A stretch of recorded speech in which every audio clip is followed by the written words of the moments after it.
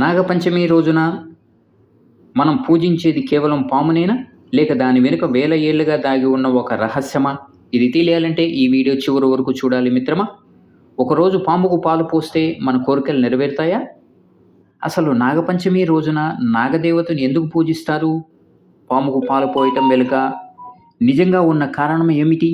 మన పురాణాలు నాగులకు ఇంతటి ప్రాధాన్యతను ఎందుకు ఇచ్చాయి? ఈ ప్రశ్నలకు సమాధానం తెలిస్తే నాగపంచమి పండుగను మీరు కూడా చూసే విధంగా మారిపోతుంది ఫ్రెండ్స్. ఇప్పుడు మనం నాగుల పంచమి సందర్భముగా పుట్టను వెతుక్కుంటూ ఈ ప్రదేశానికి రావటం జరిగింది. ఇక్కడ చాలామంది భక్తులు పుట్టకు పూజ చేస్తూ ఉన్నారు. ఇక్కడ ఉన్న ఈ విశేషాలన్నీ కూడా మీకు తెలియజేసే ప్రయత్నం చేస్తూ ఉన్నాను. మన భారతీయ సంస్కృతిలో ప్రతి పండుగ వెనుక ఒక ఆధ్యాత్మిక సందేశం ఉంటుంది. అలాంటి విశిష్టమైన పండుగలలో నాగపంచమి కూడా ఒకటి. శ్రావణ మాసంలో వచ్చే నాగపంచమి రోజున నాగదేవతలను భక్తి శ్రద్ధలతో పూజించడం మన సాంప్రదాయం. ఈరోజు నాగులను కేవలం ఒక జీవిగా చూడకుండా దైవ స్వరూపముగా భావించి ఆరాధిస్తారు. మన పురాణాలలో నాగులకు ఎంతో విశిష్టమైన స్థానం ఉంది. పరమశివుడి మెడలో నాగభూషణంగా ఉంటుంది. మహావిష్ణువు ఆదిశేషుని రూపంగా శయనిస్తారు. శ్రీకృష్ణుడు కాళీయుగ మర్దన చేసిన కథ కూడా మనకు తెలిసింది. అంటే మన పురాణాల్లో నాగులకు దైవంతో విడదీయరాని సంబంధం ఉంది. నాగపంచమి రోజున నాగదేవతలకు పాలు సమర్పించడం, పూజలు చేయటం, పసుపు కుంకుమతో ఆరాధించడం వంటి ఆచారాలు కొన్ని ప్రాంతాల్లో కనిపిస్తాయి. అయితే అందరూ ఇలా చేస్తారని చెప్పలేము. మనం గుర్తుంచుకోవాల్సిన ముఖ్య విషయం ఏమిటంటే నాగులను నిజంగా హింసించకుండా వాటి సహజ నివాసాలను కాపాడటం కూడా నాగపూజలో భాగమే. ఎందుకంటే పాములు మన పర్యావరణంలో ఎంతో ముఖ్యమైన పాత్ర పోషిస్తున్నాయి. ముఖ్యంగా ఎలుకల సంఖ్యను నియంత్రించడం ద్వారా రైతులకు పరోక్షంగా సాయపడుతున్నాయని కూడా చెప్పుకోవచ్చు. ఏ జీవి తనకు హాని చేయనంత వరకు ఇతరులకు హాని చేయదు. ఇకపోతే మన పూర్వీకులు ప్రకృతిలో ప్రతి జీవికి ఒక స్థానం ఉందని మనకు పండుగల ద్వారా నేర్పించారు. ప్రకృతిని గౌరవిస్తే ప్రకృతి మనల్ని కాపాడుతుంది. ఇది నాగపంచమి మనకు అందించే గొప్ప సందేశం. నాగపంచమికి సంబంధించిన పురాణాలలో జనమేయుడు చేసిన సర్పయాగం, ఆ యాగాన్ని ఆపిన అస్తిక మహర్షి కథ కూడా ప్రసిద్ధి చెందింది. ఈ కథలో మనకు ఒక గొప్ప నీతి కనిపిస్తుంది. కోపంతో, ప్రతీకారంతో ఏ జీవిని నాశనం చేయకూడదు. కరుణ, వివేకము, సమతుల్యత ఎంతో అవసరం అని చెప్పి చెబుతున్నది. అలాగే శ్రీకృష్ణుడు కాళీయ నాగుడిని జయించిన కథ కూడా మనకు గుర్తు చేసుకుందాం.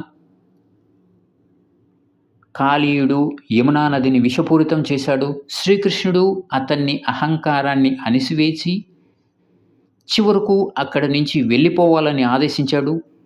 ఈ కథ మనకు చెబుతున్నది ఏంటంటే అధర్మము ఎంత పెద్దదైనా ధర్మం ముందు నిలబడలేదు అన్న నీతి మనకు చెబుతోంది. నిలబడలేదు.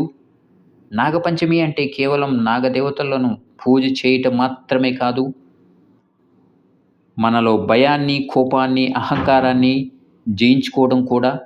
ఈరోజు చాలామంది కుటుంబ సమేతంగా పూజలు చేసి తమ కుటుంబానికి ఆయురారోగ్య ఐశ్వర్యాలు, శాంతిని కలగచేయాలని ప్రార్థిస్తారు. మన పండగల ప్రత్యేకత కూడా ఇది. ఒకవైపు దేవుణ్ణి పూజిస్తూనే మరోవైపు ప్రకృతిని గౌరవించడం, ఒకవైపు సాంప్రదాయాలను పాటిస్తూనే మరోవైపు జీవరాశులను కాపాడటం. అందుకే నాగపంచమి మనకు ఒక అద్భుతమైన సందేశాన్ని ఇస్తుంది. ప్రతి జీవిలోనూ దైవత్వాన్ని చూడండి, ప్రకృతిని ప్రేమించండి, ఏ ప్రాణికి అనవసరంగా హాని చేయకండి. ఈ నాగపంచమి సందర్భంగా మనందరం ఒక చిన్న సంకల్పం చెప్పుకుందాం.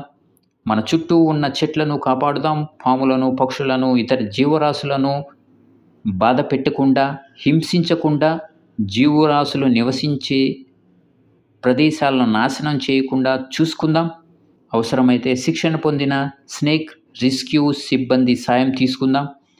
ఎందుకంటే దేవుడికి పూలు సమర్పించడం భక్తి అయితే, దేవుడు సృష్టించిన జీవిని కాపాడడం అంతకంటే గొప్ప భక్తి. ఇది తెలుసుకుందాం. ప్రాణులను హింసించడం, ప్రాణులను కాపాడటం మాత్రమే బాధ్యత. మన సాంప్రదాయాలను గౌరవిద్దాం, మన ప్రకృతిని కాపాడుకుందాం, మన జీవరాశులను ప్రేమిద్దాం. ఈ నాగపంచమి ప్రతి ఇంటికి ఆరోగ్యము, ఆనందము, ఐశ్వర్యము, ప్రశాంతత తీసుకురావాలని మనస్ఫూర్తిగా కోరుకుంటూ, నాగపంచమి అనేది కేవలం పాములను పూజించే ఆచారం మాత్రమే కాదు, ఇది మన భారతీయ సంస్కృతిలో ప్రకృతిని గౌరవించే ఒక గొప్ప సాంప్రదాయం. కొందరు పాములను పూజించడం అవసరం లేదు, అది సరైనది కాదు అని అనుకుంటారు. కానీ మనం అర్థం చేసుకోవాల్సింది ఏంటంటే, ఇక్కడ పాములను దేవుడిగా చూడటం మాత్రమే కాదు, ప్రకృతిలో ప్రతి జీవికి ఉన్న ప్రాధాన్యతను తెలుసుకొని గుర్తించడం, హాని చేయకుండా నడుచుకోవటం పాటించాలి, తెలుసుకోవాలి ప్రతి ఒక్క మనిషి. పాములు, ఎలుకల వంటి హానికరమైన జీవులను నియంత్రించి పర్యావరణాన్ని సమతుల్యతంగా కాపాడుతూ ఉంటాయి అంటారు. అందుకే నాగులను మన పూర్వీకులు గౌరవించారు. నాగపంచమి రోజున మనం పాములకు పాలు పోయటం, పూజించడం ద్వారా వాటిని హింసించకూడదనే సందేశాన్ని ఈ ప్రపంచానికి, సమాజానికి తెలియచేస్తున్నాము. మన నమ్మకాలు వ్యక్తిగతం కావచ్చు, ఎవరు ఏది నమ్మాలో అది వారి స్వేచ్ఛ. కానీ ఇతరుల విశ్వాసాలను తక్కువ చేసి మాట్లాడటం మాత్రము సరైనది కాదు. ఒక సాంప్రదాయాన్ని అర్థం చేసుకోకుండా విమర్శించడం కన్నా దాని వెనుక ఉన్న భావాలను తెలుసుకోవటం మంచిది. నాగపంచమి మనకు ఒక ముఖ్యమైన పాఠం చెబుతుంది. జీవుల పట్ల దయ, ప్రకృతి పట్ల గౌరవం, సమతుల్యతను కాపాడే బాధ్యత. జీవులను హింసించకూడదు, వాటిని రక్షించడము, ప్రకృతిని కాపాడటం మన కర్తవ్యం.